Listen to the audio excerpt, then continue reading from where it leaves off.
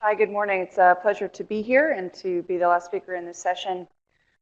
Just to cover our learning objectives for my presentation, I want to give you a sense of the scope of the landscape for pharmaceutical quality in the policy arena, give you a sense to aid in your appreciation of some of the initiatives we have underway, and in particular understand how OPQ is involved in international harmonization. So the landscape for quality and for quality policy is quite broad, as you've heard from Dr. Kopcha and other speakers today. OPQ is responsible for the quality of innovators, generics, biotech, biosimilars, OTC monograph, and even drugs compounded by 503B outsourcing facilities. We do this through a number of mechanisms, some of which you've just heard from Mahesh. That includes application assessment and inspection outcomes, both pre-approval and post-approval and surveillance and for cause, other surveillance activities that we conduct to have a better understanding of what's going on in facilities on an ongoing basis, engagement with foreign regulators. We routinely share information with foreign regulators to better inform us both. We have a number of research activities that help inform how we regulate pharmaceutical quality. And then we do a lot of engagement with stakeholders answering inquiries. So just to give you a sense of some of the policy activities that we had in 2018, we published 12 guidance documents, 7 MAP documents. So MAPs are manuals of internal policies and procedures. These are really guidance for our staff about how to do their jobs. We responded to 554 controlled correspondence. This is inquiries from the folks in the generic space who are developing new generic products, questions that they have about that process. And then over 200 external inquiries from folks outside of the generic space who have questions about applications, about GMP. We answer all of those. I won't read these to you. This is a snapshot of the 12 guidances that we published in 2018. I'm happy to say we've published 5 quality guidances in 2019. We have another guidance on drug master files that we'll publish this week. I'm happy to share with you today. So we will continue to put out guidance in this area to share with industry our expectations. If you're interested to know, well, what is FDA working on, we maintain a public guidance agenda where you can look to see what guidance is forthcoming. It's separated into various sections across the center. And you see a list here of documents that we've had listed on our 2019 guidance agenda. That first one on drug master files is the one that we'll publish in a day or so this week. And a number of these others are in progress and hopefully coming to publication shortly. Something that we've also been doing in the policy arena is in recognition that just putting out policy documents isn't sufficient.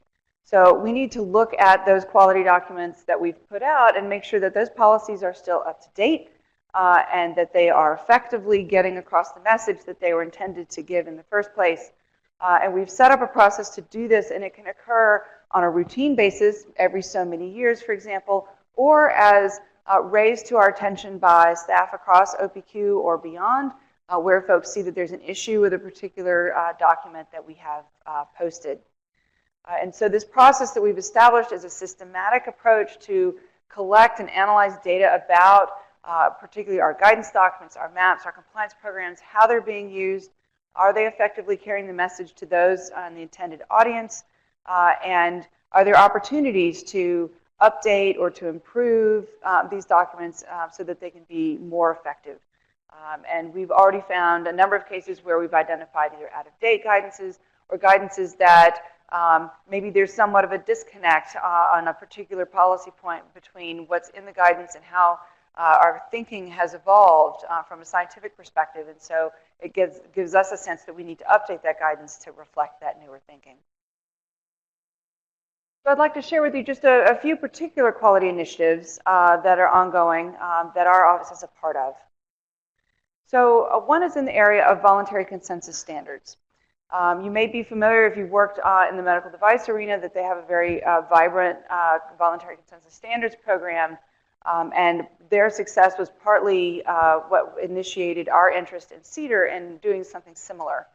We published a draft guidance earlier this year in February that outlined the contours of a program that would allow for CDER to recognize voluntary consensus standards that then could be used by industry in support of applications or in support of development and information that would be kept on site. And the potential benefits we see to this are providing this reference material to industry, indicating where FDA has looked at this information and says, yes, we agree with this method, for example, as a useful test method that you can then, as an industry, rely on as part of your development and putting together your application. It can also provide benefits to FDA in that it could allow our review effort to be more focused. So if there's a voluntary consensus standard for a particular test method, FDA has reviewed that method, we agree with it, we've indicated that publicly, then when you rely on that method, there's not a need to go back and revalidate that method because that's been done as part of the process of putting it in the standard. All you need to address then is how it's suitable for use with your particular product. So that both focuses your development and our assessment. We think this also will help promote transparency and accountability in the development of standards more generally, given our assessment and making this information available. And then finally, it can help us complement our efforts. Our office has lots and lots of work going on, as you saw from that list on the 2019 guidance agenda, but there's still topics that we don't have the bandwidth to cover. And so there are topics for which engagement through a voluntary consensus standards approach may be an efficient and effective way for us to be engaged in policy development that can help benefit the industry, but isn't solely using FDA resources to accomplish that. So the proposed approach that we've put out in this draft guidance does differ in some ways from the CDER program. The CDER program was established in statute, where ours is simply being put forward through guidance. But it would allow anyone, whether internal or external to FDA, to propose to us that we consider a particular consensus standard for potential recognition. And then after review by SMEs at FDA, we would then provide public notification through our website whether we were recognizing that standard either in whole or in part. It might be in whole for certain dosage forms, for example, but we provide that information to be publicly available. And then, so we've put this out as a general framework. We've received a number of comments to our public docket on the guidance, and we're reviewing those and making changes and updating the framework accordingly. So let me move on to another important issue, which is the area of post-approval CMC changes. And our efforts as part of the expert working group developing the ICH Q12 guideline. It's titled Technical and Regulatory Considerations for Pharmaceutical Product Lifecycle Management, which is why we just call it Q12. But the idea is to really address the real need to help both incentivize and remove barriers to continual improvement in the manufacturing arena and to facilitate innovation.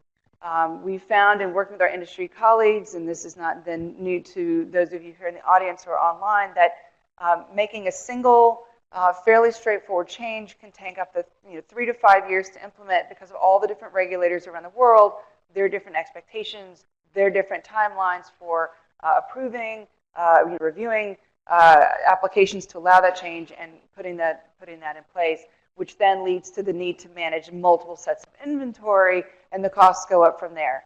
And so what we don't want to do is have processes like that be the reason that industry says, look, we have this improvement we want to make, but we can't make it because I can't make the business case because of all these costs involved in the regulatory piece of it. So the Q12 guideline then is intended to help facilitate continual improvement in CMC changes using a risk-based approach and really having a focus on prospective change management. So thinking about some of this in advance, both industry and FDA and their tools in the guideline that will facilitate this and hopefully allow for industry to do more of the change management themselves where the development and the scientific work has been done to support that.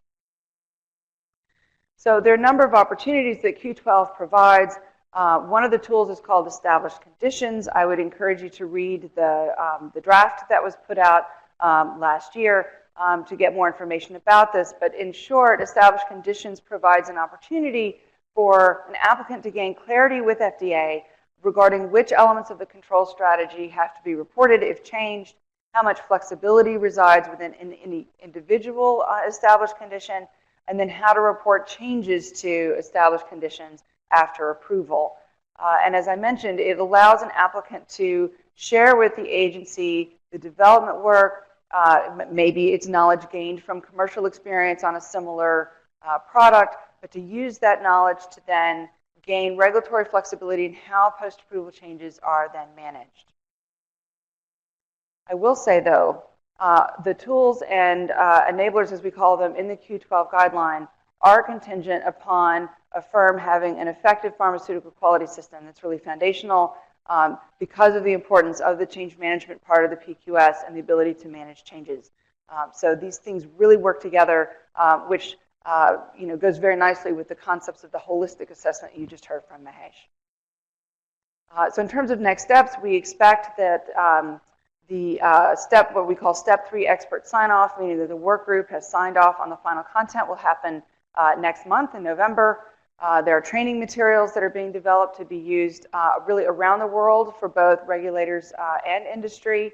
And then implementation by regulators will follow. That would be the next step after the guideline is signed off. From an FDA perspective, that means we'll publish this as a final guidance. There'll be the usual notifications about that. We've been busy internally conducting in-house training of our assessors and working with investigators in ORA and identifying implementation issues that we need to address. We've been running a pilot to give a small number of applicants an opportunity to engage with us on established conditions, both to give them practice and us practice on how this will work and identify how we can implement this most smoothly when the guideline is final. So you heard Dr. Yu talk about patient-centric and that really falling into this idea of that quality is really focused on the patient. And another initiative that we've had ongoing in the last year or so related to this relates to the idea of better using the quality overall summary in Module 2 to really help explain from an applicant to the regulator how the product was developed, how the control strategy was developed with an eye and a focus toward the patient. And we published a white paper in January of 2018 describing how we thought the QoS could actually be revised and perhaps put together in a different way that would help more effectively do this. And so what we're looking for is the idea of a QoS that tells how you started with the quality target product profile, then how you developed the CQAs, and from that, then how the control strategy came to be. And understanding that story can be really critical for then the entire IQA team doing the assessment of the application. And so in that white paper, we invited applicants to try different ways to do this and to modify the QoS in a way that might be able to better tell that story.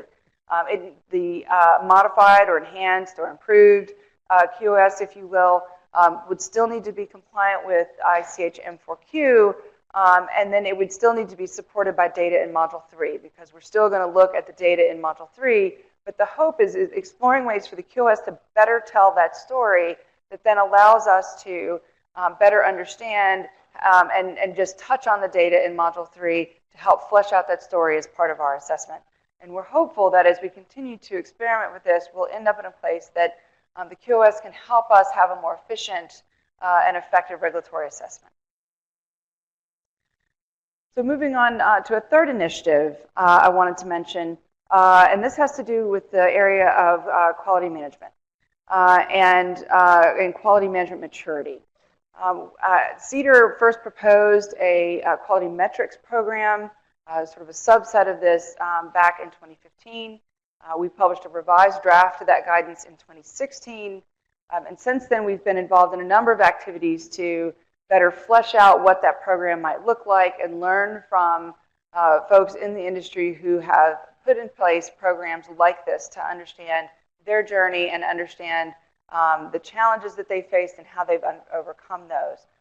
We've engaged with the University of St. Gallen, whose business school has an operational excellence program and has an entire set of data and information focused on the pharmaceutical sector. And so we've been engaged with them over the past 3 years, looking at that data and what does it tell us about metrics and what kinds of metrics could be informative to the agency.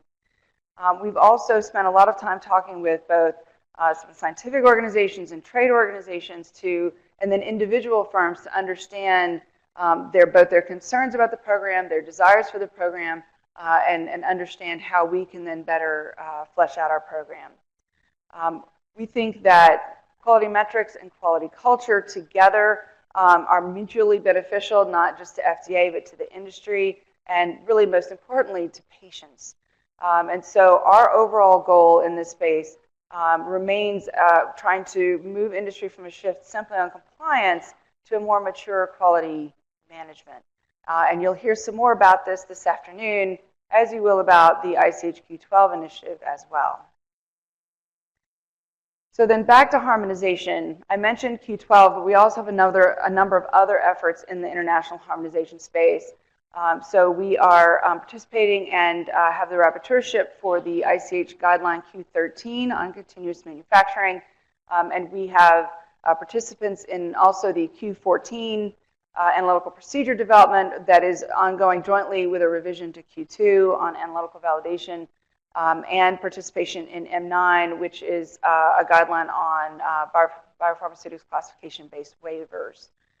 We also have engagement with PICAS, the Pharmaceutical Inspection Collaboration Scheme, which is focused on harmonizing inspections and sharing timely quality information across regulators. There was a US FDA hosted seminar last year in September, and FDA continues to engage in a number of different ways through PICAS. So I wanted to also mention in the harmonization space the mutual recognition agreement. This was signed between FDA and the European Union back in November of 2017, and the idea was to allow FDA and the EU to rely on each other's inspection reports to then hopefully help cut down the number of inspections that needed to be done by both regulators. FDA went through a process where we did a capability assessment of all the member states in the EU, since they have separate inspectorates. So we went through a capability assessment.